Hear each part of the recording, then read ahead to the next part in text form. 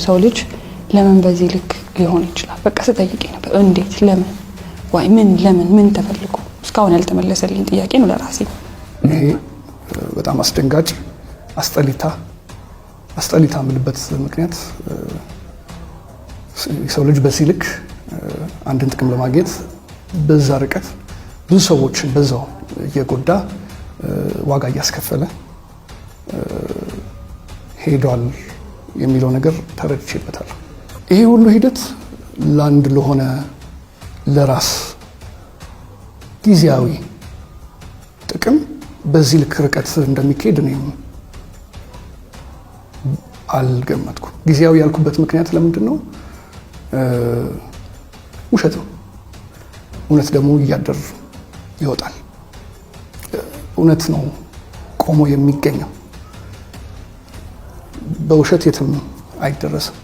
ሩቅ ሊኬድ ይችላል፣ ማለቂያው ግን በጣም አጭር ነው።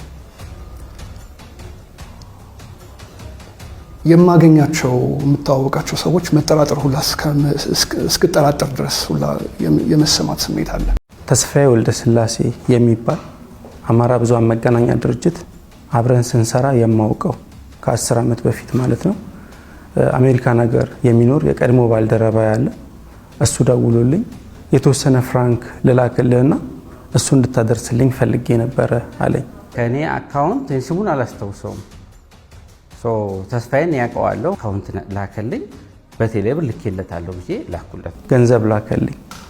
ገንዘብ ተላከልኝ። ትንሽ ቆይቶ ደወለና ደረሰህ ወይ አለኝ። አዎ ደርሶኛል አልኩት።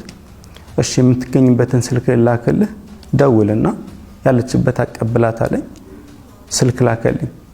የተላከውን 5000 ብር አወጣው፣ ደወልኩላት። ያለችበት አካባቢ የጤና ቢሮ መስመር ላይ ነበረችና እዛ አካባቢ ደውዬላት ገንዘቡን አቀበልኩ። ይህ ማቆሚያ ከሌለው በብርቱካን ህይወት ዙሪያ ከሚሰራው የመንግስት ዶክመንተሪ ተቀንጭቦ የተወሰደ ምስል ነው። በመንግስት ተዘጋጅቶ በሁሉም የመንግስት ሚዲያ ላይ በተመሳሳይ ጊዜ እንዲታይ የተደረገው የትናንት ምሽቱ ዶክመንተሪ ከአዲስ አበባ እስከ ካናዳ፣ ከአሜሪካ እስከ ሐዋሳ የተዘረጋ የሴራ መረብ በሚል በሁሉም የመንግስት ሚዲያዎች ለህዝብ ቀርቧል። የብርቱካን ያልሆነን የብርቱካን ታሪክ በመፍጠር ከሀገር ውስጥ እስከ ውጭ ሀገር የደረሰ የሴራ መረብ ተዘርግቷል ያለው መንግስት ሀገር ለማፍረስ ከአዲስ አበባ እስከ ካናዳ ከአሜሪካ እስከ ሐዋሳ የሴራ መረብ በመዘርጋት የተንቀሳቀሰውና የታለመለትን ሀገራዊ ጥፋት ሳያደርስ የከሸፈው ሴራ ለህዝብ ይፋ ሆኗል ብሏል መንግስት።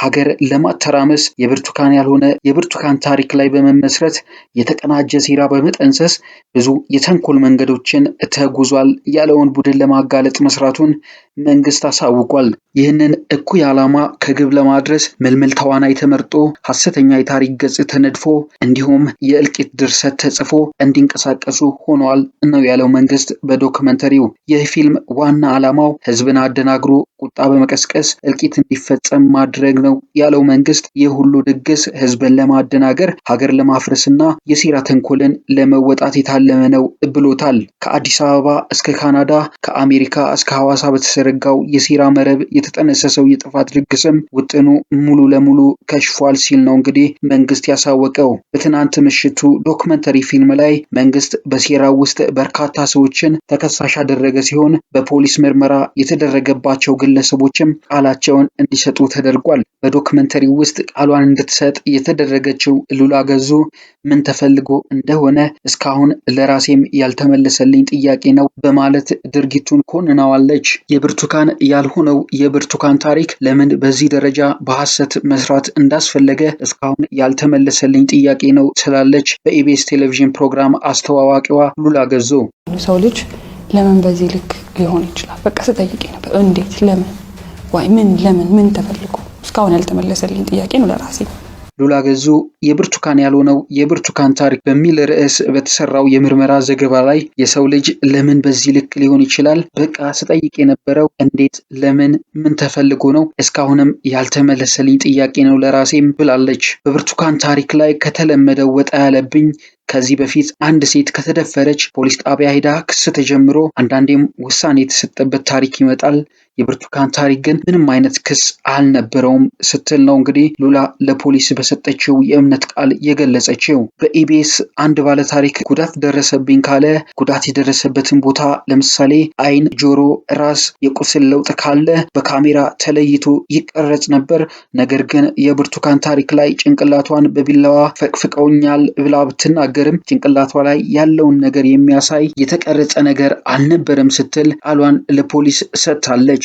መንግስት እንደሚለው የብርቱካን ታሪክ ልክ እንደ ምርጥ ፊልም ድርሰት ተዘጋጅቶለት ድርሰቱ ተጠንቶ ዳይሬክተር ተመድቦለት በብርቱካን ዋና ገጸ ባህሪነት የተተወነ የፈጠራ ድርሰት ነው። የብርቱካንን ጉዳት ለማሳየት ሜካፕ ተሰርቶ ሐዘኗን ለመግለጽ ቪክስ ቀብተዋት በማስለቀስ ነው ትወናው እውነት እንዲመስል በደንብ ዝግጅት የተደረገበት ሲል መንግስት አሳውቋል። ይህ በሐሰት ተዘርቶ በሴራ ፖለቲካ ታጭዶ በጥላቻ ተፈጭቶ በእንባ ተቦክቶ የደም ማዕድ ሆኖ የቀረበው የብርቱካን ፊልም የተሰራው እንዴት ነበር ሲል ጠይቆ ዝርዝር ዘገባዎችን ያቀርባል።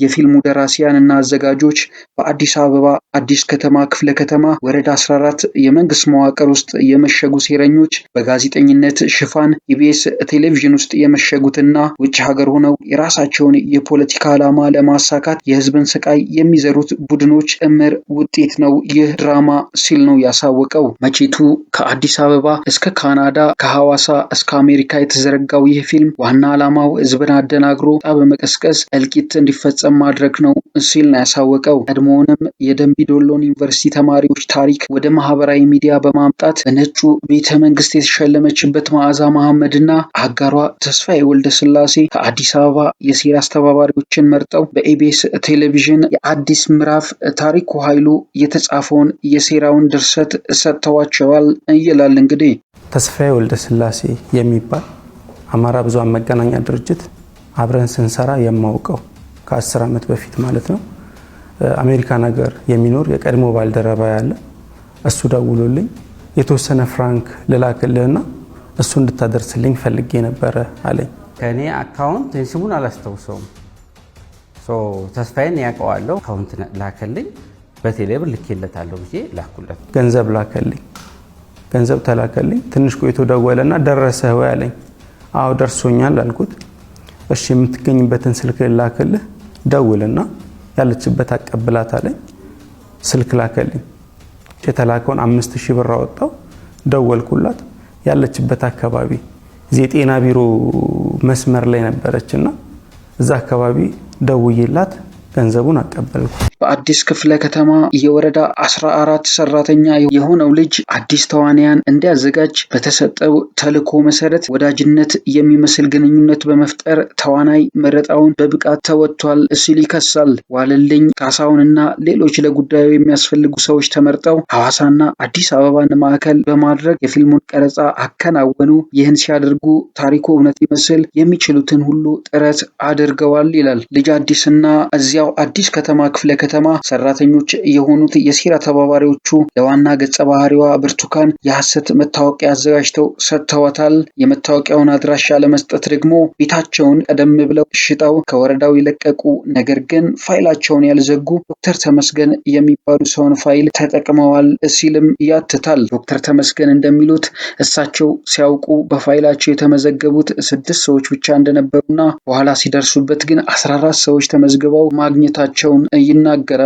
የሁሉ ከተከናወነ በኋላ ነው እንግዲህ ኢቢኤስ ቴሌቪዥንን መርጠው የሴራውን ጥልፍልፍ የሚያጠኑ ሰዎች ከአዲስ አበባ ካናዳ ከዚያም አሜሪካ ተገናኝተው መክረውበት ስራውን አከናውነዋል ብሏል። እንግዲህ ብርቱካን እንደምትናገረው የሁሉ ከሆነ በኋላ እሷ ያልገባት እንቅስቃሴ ተጀመረ። እሷ የፊልም ጽሑፉን ጥናት ጨርሳ በፊልም ዳይሬክተሩ ታግዛ የፊልሙ ቀረጻ በሚፈለገው ቦታ ከተከናወነ በኋላ ጉዳዩ እንዳይነሳ ብርቱካንን አስጠንቅቀዋት ቀረጻው እነሱ በሚፈልጉት መንገድ ተጠናቀቀ ይላል ሀተታው። ዝግጅቱ በኢቢኤስ ቴሌቪዥን ከቀረበ በኋላ እነ መዓዛ መሐመድና ሌሎች በውጭ የሚገኙ የድራማው ጠንሳሾች ጉዳዩን በደንብ አራገቡት። ለጊዜውም ግርታን ቢፈጥርም ውሎ አድሮ እውነታው ተደረሰበት ይላል። የፈራችው ባይቀርላትም እውነታው እንደሚወጣ ቀድማ የተረዳች የምትመስለው መዓዛ መሐመድ ከብርቱካን እህት አዱኛ ተመስገን ጋር ባደረገችው የስልክ ንግግር ይህ ነገር ከወጣ በጣም አደገኛ እንደሆነ እንኳን ምንም ጉዳዩ ውስጥ ከሌለችበት ብርቱካን ቀርቶ እውነተኛ ታሪክ እንኳን ቢሆን ከተሰማ ጥያቄ እንደሚያስነሳ አስጠንቅቃታለች ይላል እንግዲህ ሀተታው። ሰው ልጅ ለምን በዚህ ልክ ሊሆን ይችላል? በቃ ስጠይቄ ነበር። እንዴት? ለምን?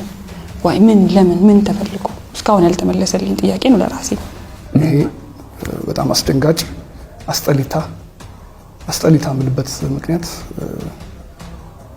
የሰው ልጅ በዚህ ልክ አንድን ጥቅም ለማግኘት በዛ ርቀት ብዙ ሰዎችን በዛው እየጎዳ ዋጋ እያስከፈለ